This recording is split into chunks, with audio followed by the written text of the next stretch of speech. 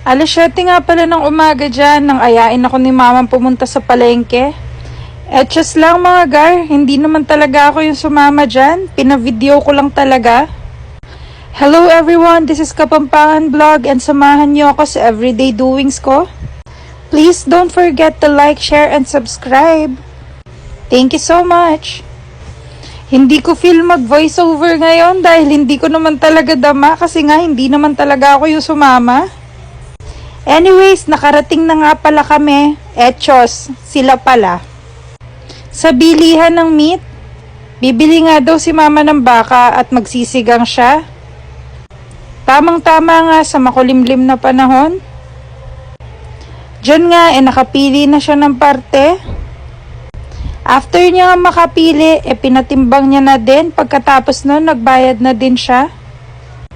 After niyan, dali-dali na din siyang lumabas dahil marami pa siyang bibilihin sa palengke.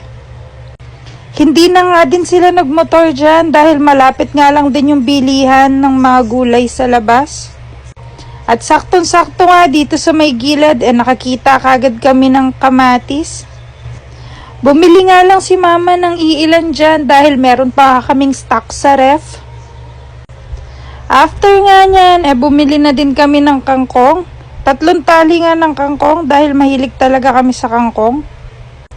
Yun nga lang yung binili nilang mga gulay. Nagpabili nga din pala ako kay mama ng mga prutas at yan, nakakita nga siya ng dragon fruit. Dito nga sa kabilang banda, nakakita pa siya ng mga prutas kaya bumili siya ng grapes na green. Favorite nga ng pamangkin ko yan kaya binili niya na. Nag-stop over pa nga siya dito sa may mga street food dahil ramdam niya na nga daw yung gutom.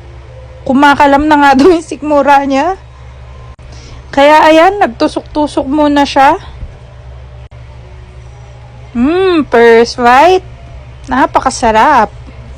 Ayan pa nga yung mga ibang tinda pero hindi na rin sila bumili. At nagmadali na din silang umuwi kasi parang uulan na nga. At bago nga sila makauwi, meron pa nga sila nadaanan na saba, kaya ayan, napabili pa tuloy ang nanay ko. Hindi kasi siya talaga nabubuhay na walang saging saba pag kumakain. Fast forward nga, nakarating na sila sa bahay. Hiniwa na nga din ni mama yung mga rekados at pagsasabay-sabayin niyang ipakulo. Kamatis, sibuyas at gabi nga yung mga hiniwa at binalatan niya para isali sa pagpapakulo.